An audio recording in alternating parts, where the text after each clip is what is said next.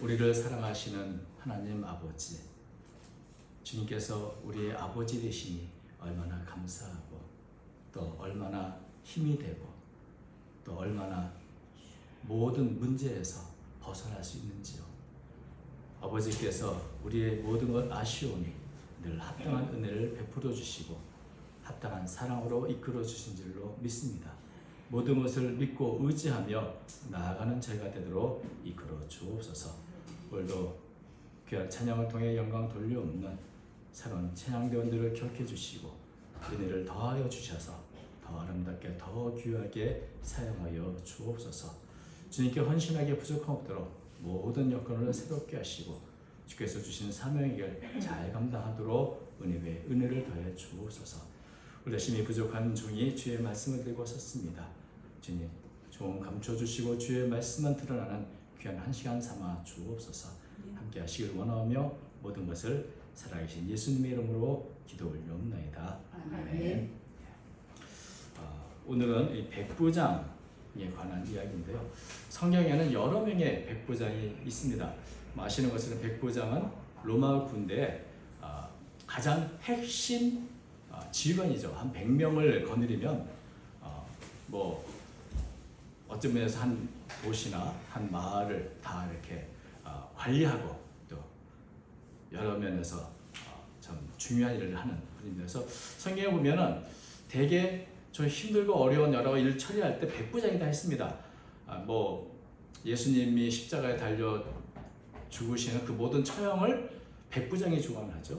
그래서 나중에 이 백부장은 진실로 하나님의 아들이었다 이런 고백도 하기도 하고요. 또 사도 바울이 로마 시민이라는 것을 알고 나서 유대인 폭도로부터 건져주는 사람도 백부장이고 나중에 자기가 바울이 가이사에게 상소한다 할 때 그 바울을 로마까지 인솔하는 책임도 백부장이 맡았습니다. 그러니까 백부장이 굉장히 중요한 일들을 많이 하는데 가장 유명한 백부장으로는 우리가 잘 아는 이 사도행전에 고넬료가 있습니다. 첫 이방인 개종자, 그러니까 이방인으로 처음 예수를 믿고 공식적으로 또 성령의 세례를 받았던 그 고넬료가 있죠. 오늘 또 백부장의 이야기가 나오는데 이 백부장은 이름을 알 수가 없습니다. 그런데 사실 어떤 백부장보다도 가장 특이한 분이죠. 왜냐하면 예수님께서 이 백부장을 향해서 아주 극찬의 극찬을 하셨습니다. 9절 보면 이렇게 되어 있습니다.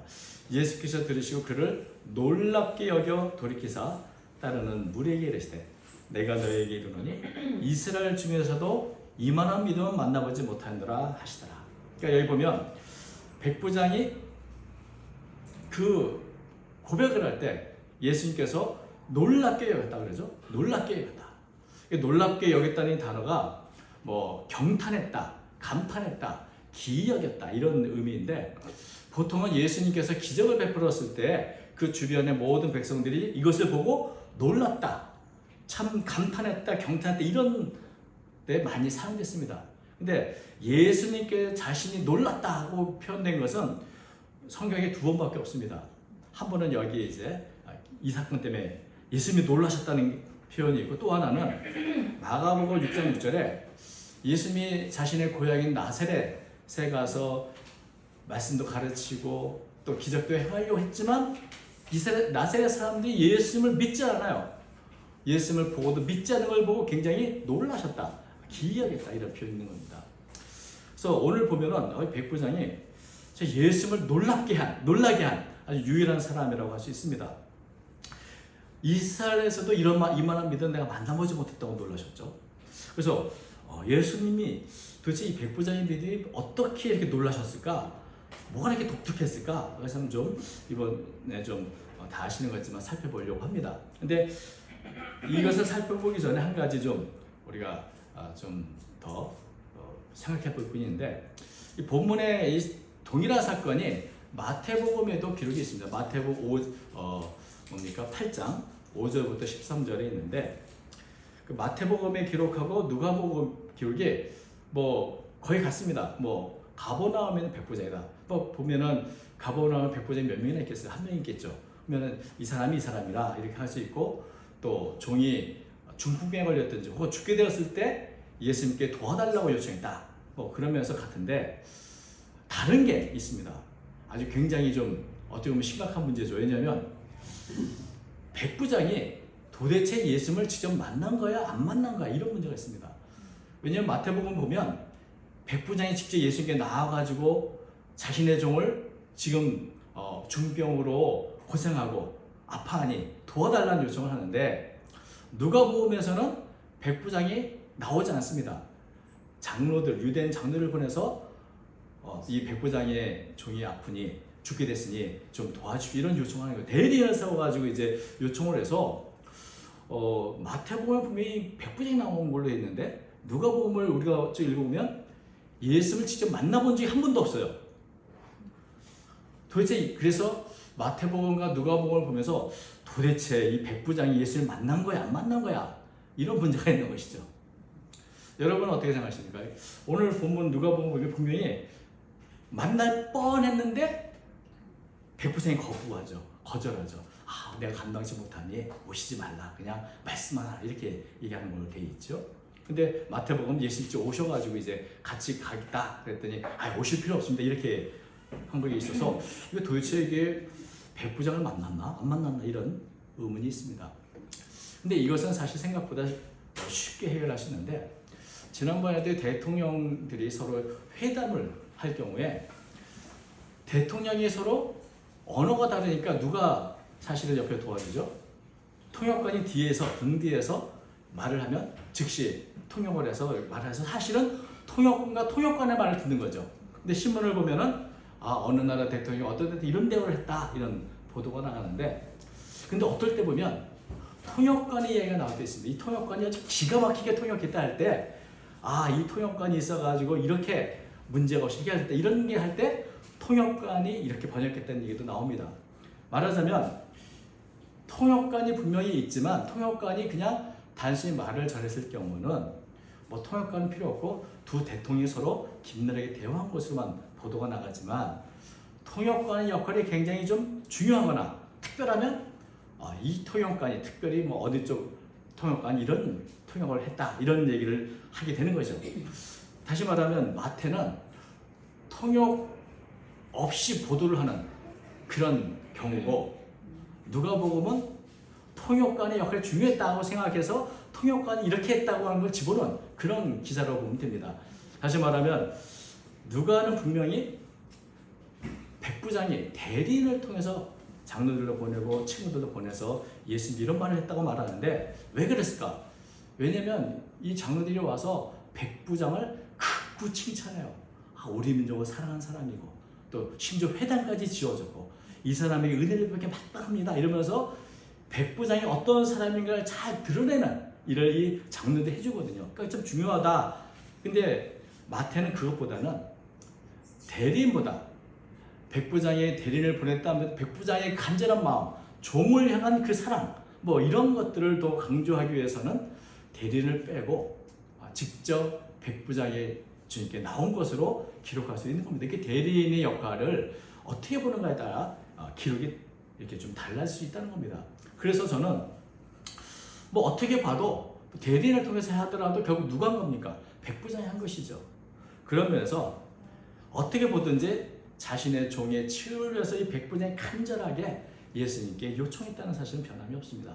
저는 특별히 누가복음을 본문을 택한 이유는 한 번도 만나보지 못했다는 것이 굉장히 독특하지 않는가 생각을 해서 특별히 누가복음을 일부러 더 많이 그걸 사실 드러나기 때문에 이 본문으로 정했습니다. 근데 사실 생각해보면 로마의 당당한 백부장이 식민지 랍비와 같은 예수님께 나아가지고 도와달라고 요청하는 것은 실제 쉽지는 않은 일이죠. 직접 나오기가 쉽지 않습니다. 그러나 이 당시의 로마의 군인도 그렇고 로마에서는 유대인 사회에서 어떤 일이 일어난 것을 면밀하게 관찰하고 있었고 어떤 사건이든 다 보고가 됐을 것입니다. 그런 면에서 백부장은 예수님을 만나보지는 못했으나 소문을 들었습니다. 어떤 소문? 자신의 부활을 통해서 뭐 예수라는 분이 이런 일을 했답니다. 이런 교훈을 했답니다. 그걸 계속해서 유대인의 동향을 살피면서 계속 보고가 들어왔겠죠. 그러니 만난 적은 없지만 특별히 이 백부장은 유대인의 민족을 사랑하고 회당까지 지어줄 수 있는 그런 사람이라면 특별히 유대인의 어떤 신앙에 대해서 관심이 많은 사람이다. 그러면 예수님에 대해서도 누구보다도 관심을 갖고 들었을 것이다. 이런 생각을 했습니다. 그래서 만나지는 못했으나 예수님에 대한 행적이나 교훈이나 기적의 사건을 다 알고 있었기 때문에 자신의 종이 죽게 될 그런 병에 들었을 때 장로를 통해서 좀 모셔서 이렇게 좀 이 말씀 전해 주십시오. 이렇게 보낼 수 있죠.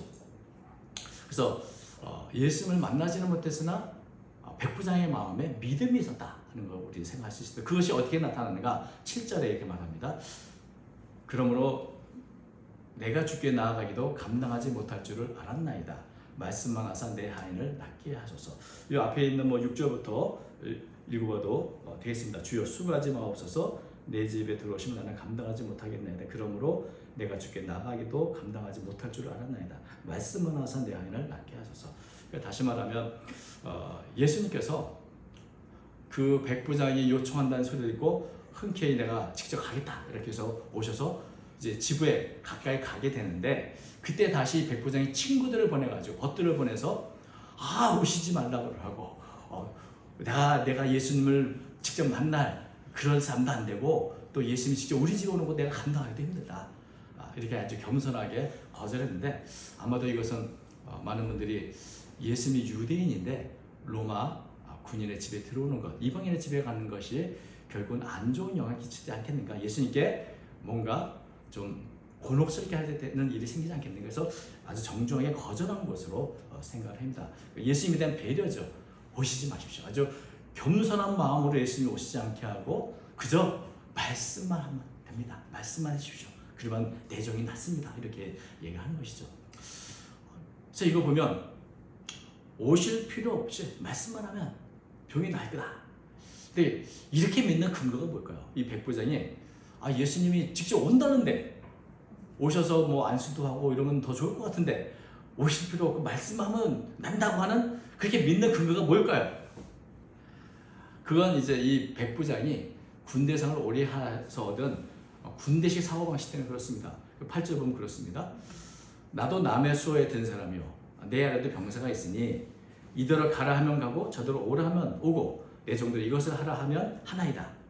군인은 상관의 명령에 따라서 절대 복종하는 상명하복의 어떤 규율이 아주 무섭죠. 심지어 상관이 명령하는 그것을 지키기 위해서는 자신의 목숨도 걸어야 할 때가 있습니다. 만약에 그런데 명령하는 분이 황제다, 아주 굉장히 높은 분이다, 이런 거 말할 것도 없죠. 그것을 거부한다는 건 있을 수가 없는 일입니다. 나도 그렇게 높은 분의 명령에 절대 복종하고 내 부하들도 내 명령에 절대 복종한다면 모든 질병들도 예수님의 명령에 절대 복종하지 않겠는가, 이런 생각에서 말씀한 거죠. 직접 오시지 않아도 말씀만 하면 만약에 그 권위 때문에 모든 질병 다 물러갈 수 있고 내 하인의 병이 나을 수 있습니다. 오시지 않아도 말씀만 하면 됩니다. 똑같은 권위가 있다, 이렇게 생각하는 것을 보게 됩니다. 예수님의 권위를 이렇게 높이 평가하고 인정하는 경우가 참 쉽지 않습니다. 그러니까 백부장이 이 말에 예수님은 이렇게 말할 수 있는 그의 믿음을 보신 것이죠. 그런데 이 믿음 보고 놀라면서 이런 믿음은 내가 이스라엘 중, 심지어 예수님의 제자들 중에서도 이런 믿음이 없는데 여전히 예수님이 수많은 기적을 했지만 아직도 이스라엘 그 누구에도 이런 믿음을 본 적이 없는 그런 믿음을 갖고 있다, 이렇게 놀라고 또 경탄을 했던 겁니다. 근데 이 믿음을 좀 이렇게 여러 다른 분들과 비교를 해보면 이 백부장의 종을 고친 사건은 구약에 나만 장군을 고친 사건 굉장히 유사합니다. 우리가 잘 아는 나만이 문둥병에 걸렸을 때 멀리서 선물을 잔뜩 사가지고 엘리사를 만나러 왔죠. 근데 엘리사가 이 나만을 만나주지 않죠. 서로 만나지 않았습니다. 나만 생각에는 와가지고 머리에 손 얹고 뭐 별별 해서 할 거라 했는데 그저 가서 요단강 읽고 물씬 말씀만 전하고, 그것도 종을 통해서 직접 만나지도 않았습니다. 그런데 아시는 것처럼 엘리사가 전에 이 말씀을 믿고 순종했더니 나만이 깨끗하게 병이 나은 그 사건인데 굉장히 유사하죠. 근데 다른 점이 뭡니까? 나아만은 처음에 말씀을 듣고 비웃고 분노했고 들으려하지 않았습니다. 그런데 주변 사람들이 여기까지 왔는데 뭐 이러면서 이제 주변에서 자꾸 하니까 가기 거 한번 해보지 하고 7번 요동군에 들어간 것이죠. 그래서 겨우 말씀에 순종해서 병이 나았는데 백부장은 어떻습니까? 여러 경우가 비슷합니다. 만나지 않았지만 치유가 났다는 데서 나만 장과 비슷하지만 다른 점이 뭡니까? 백부장은 처음부터 겸손한 마음으로 예수님의 주권을 인정했습니다. 말씀만 하면 됩니다 라고 인정했다는 것이 나아만 장군하고는 굉장히 다른 믿음이죠. 정말 이것은 보기 드문 믿음입니다. 그래서 예수님은 이스라엘 중에서도 이만한 믿음을 만나보지 못했다 이렇게 놀라신 것이죠. 또 이 백부장의 믿음은 누구랑 또 비교할 수 있냐면 우리가 잘 아시는 이 디도모 도마의 믿음과 좀 대조가 됩니다. 잘 아시는 것처럼 예수님이 부활했을 때 도마는 그 자리에 있지 않았고 믿지 못했습니다. 그래서 말하기를 내가 직접 만나고 내가 직접 만져보고 이래야 믿겠다 이렇게 했죠. 그래서 예수님께서 부활하신 예수님이 나타나셔서 네 손가락 이래 내밀어 내 손을 보고 네 손을 내밀어 내 옆구리에 넣어보라 이렇게 하고 하셨죠. 그랬더니 그때서야 비로소 도마가 나의 주시며 나의 하나님이다 이런 고백을 하는 것을 봅니다. 그때 예수님이 뭐라고 말씀하셨습니까? 요한복음 20장 29절 보면 예수께서 이르시되 너는 나를 본고로 믿느냐 보지 못하고 믿는 자들은 복되도다 하십니다. 그러니까 예수님을 그렇게 잘 알고 예수님을 따르고 그 많은 기적을 보았고 교훈을 듣던 이 도마도 예수님을 직접 보고 나서야 믿었습니다. 그런데 백부장은 보지 못하고도 믿었다. 그런데 예수님께서 말씀하시기를 보지 못하고 믿는 자들은 복되다. 여기에 누가 포함됐을까요? 예수님께서 아마도 가버나움의 백부장의 믿음도 뭔가 염두에 두신 게 아닌가 하는 생각을 할 수도 있겠죠. 왜냐하면 백부장은 보지도 않았는데 만나본 적도 없는데 예수님의 그 권위를 인정했고 말씀만 하면 된다고 낫겠나이다 이렇게 고백을 했던 것을 보면 어쩜 이 가버나움의 백부장의 믿음은 예수님 제자보다도 훨씬 뛰어난 믿음이었다는 것을 알게 되죠. 무엇보다 백부장의 믿음의 가장 독특한 점은 말씀 한마디의 권위를 믿었던 겁니다. 예수님의 권위를 인정하니까 그 예수님 하신 말씀이 그가 단 한마디라도 똑같은 권위를 가지고 있다. 그것을 믿은 것이죠. 그래서 다만 말씀으로만 이렇게 되어 있는데 이 말씀이라는 단어가 단수로 되어 있습니다. 말하자면 여러 말씀을 많이 말씀하셔가지고 해달라는 게 아니라 그저 말씀 한마디만 하시옵소서. 한마디 말씀하시면 됩니다. 이렇게 얘기한 것이죠. 여러분, 황제가 명령할 때 몇 마디가 필요하겠습니까? 한마디면 됩니다. 우리가 가끔 로마 당시의 영화를 보면 황제가 말하지 않고 손짓 하나로도 됩니다. 손짓 하나로도 모든 사람들이 그 명령에 순종하고 복종하고 황제의 명령이 얼마나 큰 권위인지 사람의 생사를 결정하기도 하고 말 한마디로 군대가 움직이기도 하는 법입니다. 그렇다면 그 황제의 명령의 권위를 아는 이 백부장은 예수님의 권위도 그와 마찬가지다. 한마디면 된다고 생각할 수 있었던 겁니다. 그런데 여러분, 황제의 말 한마디에 얼마나 권위가 있어도 중풍병이나 죽게 된 사람을 낫게 할 수 있을까요? 황제가 와서 나가라 하면 병이 낫습니까? 그런데 예수님은 말씀 한마디면 내 종이 낫겠나이다. 이 말은 예수님의 권위는 황제의 권위보다 더 무겁고 더 크다는 것을 보여주는 고백인 것이죠. 아마도 백부장은 황제의 명령이 엄중해도 예수님의 말 한마디는 더 크고 권위가 있다. 말 한마디에 죽어가는 종이 치료가 되고 회복이 된다고 믿었던 겁니다. 예수에 대해서 자신이 섬기고 있는 황제의 말보다 더 권위 있게 말씀하시는 분이라고 믿는 이 믿음, 이게 보통 믿음은 아니죠. 아주 놀라운 믿음이고, 그래서 예수님께서는 마태복음 보면 네 믿음대로 되라 이렇게 말씀하셨고, 그 믿음대로 예수님의 한마디에 즉시 그의 종은 치유가 되고 회복이 났다고 이렇게 되어 있고, 또 오늘 본문에서는 뭐 그렇게 생각해보면 그렇지 않습니까? 예수 믿고 믿음대로 되라 해야지 될까요? 생각만 하셔도 되겠죠. 예수님이 마음만 먹어도 되겠죠. 마음만 먹어도 병을 고칠 수 있지 않겠습니까? 그러면서 여기는 예수님 무슨 말 한 것이 없습니다. 보내었던 사람들이 집으로 돌아가보면 종이 이미 나아 있었더라. 언제 무슨 말을 하셨는지 모르지만 이미 예수님의 한마디 권위는 어쩌면 밖으로 내놓지 않아도 이미 해결되는 것을 볼 수 있는 것입니다. 예수님의 권위가 어떤 권위인가? 예수님의 말 한마디가 얼마나 큰 능력이 있는가를 안다면 거리가 문제도 아니고 또 예수님의 말 한마디로 모든 것은 해결된다는 것을 우리는 볼 수 있고 또 믿을 수 있는 것입니다. 근데 예수님께서 이스라엘 중에서 이만한 믿음을 본 적이 없다라고 하신 것은 이 백부장에 대한 아주 극찬이지만, 그 극찬의 감탄이지만, 그러나 또 이 말씀은 이스라엘 백성들에 대한 안타까움이기도 합니다.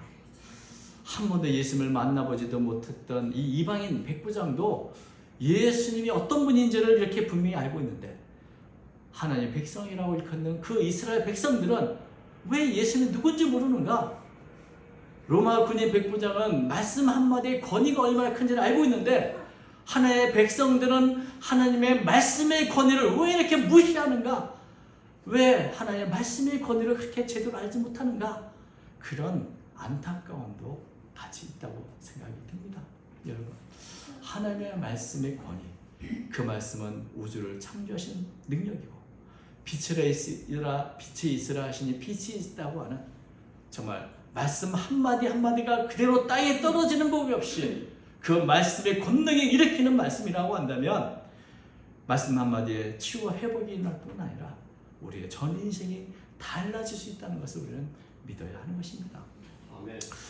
제가 책들을 이렇게 좀 살펴보는 가운데 내 인생의 힘이 되어준 한마디, 내 인생의 용기가 되어준 한마디라는 이런 책들이 있습니다. 정호승 시인, 참 즐겨 보는 시의 작가이신 정호승 시인이 자신의 인생을 돌아보면서 참 순탄치 않고 여러 가지 힘든 일을 겪을 때마다 힘과 용기가 되었던 이 한마디 말들, 그것을 차곡차곡 이렇게 적어놨다가 그것을 통해서 이제 이 산문집을 출간한 것입니다. 그러니까 보면 절망에 있거나 우울하거나 낙심될 때 힘이 되어주고 용기를 주는 그런 말들이 참 많습니다. 뭐 우리가 살면 사실 우리의 마음에 큰 힘이나 위로나 용기를 주는 게 수많은 말이 아니라 말 한마디에 정말 우리가 위로도 얻고 힘도 얻습니다. 뭐 그 중에 이런 말도 있죠. 제가 보면서 좀 마음에 와닿았던 것들 중에, 한 송이의 꽃은 남에게 봉사하기 위해 무언가를 할 필요가 없다. 오직 꽂히기만 하면 된다. 그것으로 충분하다. 한 사람의 존재 또한 그가 만일 진정한 인간이라면 온 세상을 기쁘게 하기에 충분하다. 그러니까 꽃은 꽃이면 되고 사람은 사람이면 그가지 다 한 거다. 이런 말에 맞아, 뭐 우리가 큰 걸 이루고 이러지 않아도 내가 제대로 진실하게 인간답게 살면 그것으로 나는 세상 기쁘게 하고 좀 유익이다. 이런 면에서 참 위로가 되고 힘이 되더라고요.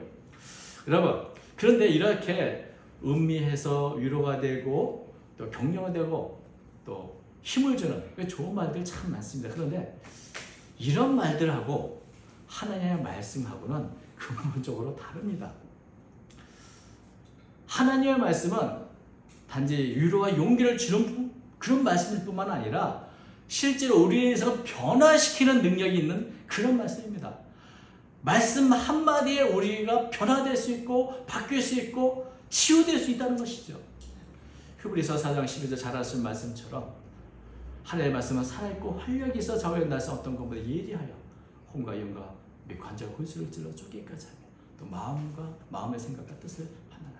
하나님의 말씀과 이 세상 어떤 작가가 쓴 글이 다른 가장 큰 것은 뭡니까? 권위가 다른 겁니다. 하나님의 권위로 하시는 그 한마디는 능력이 있어서 창조의 능력, 변화의 능력, 새롭게 하시는 능력이 있지만 어떤 인간도 이런 능력은 없습니다. 황제가 병제를 고칠 수 없는 것처럼 사람의 말은 우리에게 위로가 되고 힘이 되어주지만 우리를 실제적으로 우리 삶의 역사에서 나를 변화시키지 못하지만 하나님의 말씀은 실제로 우리의 모든 것을 찔러서 쪼개서 내 자신을 변화시키고 고치고 치유하는 능력이 있는 권위의 말씀인 것입니다. 하나님의 권위를 인정한다면 하나님의 그 한마디 말씀의 권위를 우리는 믿고 그 권위에 순복을 해야 내 삶이 달라질 수 있는 것입니다. 하나님의 말씀은 우리가 겪는 모든 인생의 문제를 해결하고 모든 시험을 이겨낼 수 있는 비결이 있는 그런 말씀입니다. 그래서 예수님께서도 사탄의 그 여러 시험들 말씀으로 이겼습니다. 마태복음 4장 4절 예수님께서 사탄에게 이렇게 말씀하시죠. 기록되었으되 사람이 떡으로만 살 것이 아니요 하나님의 입으로 나오는 모든 말씀으로 살 것이다. 사람은 그저 육신의 양식인 떡으로만 사는 게 아니라 하루하루 하나님의 말씀에 의지해 살아가는 존재라는 것이죠. 우리가 하나님의 그 음성, 하나님의 그 한마디 말씀, 그것을 사모하고 그 말씀이 나에게 임하기를 우리는 간절히 바랄 때 말씀이 나를 변화시킬 줄로 믿습니다. 하나님은 여전히 늘 말씀하시는데 우리가 그걸 듣지 못할 때가 많이 있습니다. 여러분, 어린 사무엘이 어느 날 자신의 부르는 음성을 듣습니다. 사무엘아, 사무엘아. 근데 누가 부르는지를 모릅니다. 여러 번 부르셨지만 깨닫지 못합니다. 나중에서야 엘리 제사를 통해서 배웁니다. 말씀하옵소서 주의 종이 듣겠나이다. 하나님 우리를 여러 번 부르시고 말씀하시지만 내가 듣지 못하고 지나칠 때가 얼마나 많이 있습니까? 여러분 성경을 읽으면 거기에 수많은 하나님의 말씀들이 있습니다. 성경 자체가 하나님의 말씀이죠. 근데 우리가 들을 귀가 없고 보는 눈이 없고 믿음이 없어서 세밀한 주님의 음성을 들어도 깨닫지 못합니다. 우리가 백부장 같은 그런 마음으로 믿음을 갖고 성경을 읽고 믿음을 갖고 말씀을 들을 때에 여러분 많은 말씀이 아니라 한마디 말씀, 그 말씀이 우리를 변화시키고 치유의 능력이 나타나고 그 말씀이 나의 삶의 길이 되고 내 삶의 모든 강을 건너는 다리가 될 수 있는 겁니다.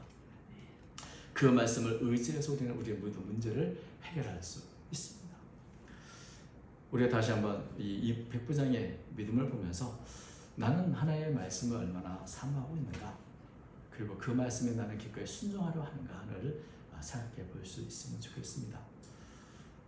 한마디 말씀만 하옵소서 주의 종이 듣겠습니다. 한마디 말씀만 하옵소서 그러면 나의 문제 해결됩니다. 이런 믿음. 그래서 이런 믿음으로 우리가 말씀도 읽고 말씀을 듣는다면, 그리고 이렇게 하나님의 말씀을 의지하며 살아간다면 우리는 사탄의 모든 시험과 유혹도 이겨낼 수 있으며 또 인생에서 당하는 여러 문제들도 힘과 위로만 얻을 것이 아니라 정말 그것을 극복해서 아주 놀라운 변화로 하나님께 영광을 돌리게 되는 줄로 믿습니다. 이런 믿음이 우리 모두에게 임하시기를 주의 이름으로 축원드립니다. 아멘. 거룩하신 하나님 아버지, 저희들의 믿음 없음을 긍휼히 여기시고 용서해 주시고 백부장이 가졌던 이 믿음 주시옵소서. 만나지 못했을지라도 주의 권위를 인정하고 주의 말씀 한마디에 그 말씀을 사모했던 백부장과 같이 늘 주의 말씀을 사모하는 저가 되도록 인도해 주시고 날마다 주의 말씀에 의지하여 승리의 삶을 살아가도록 우리 모두를 권고하여 주옵소서. 함께 주시기를 원하오며 예수님 이름으로 기도 올려옵나이다. 아멘.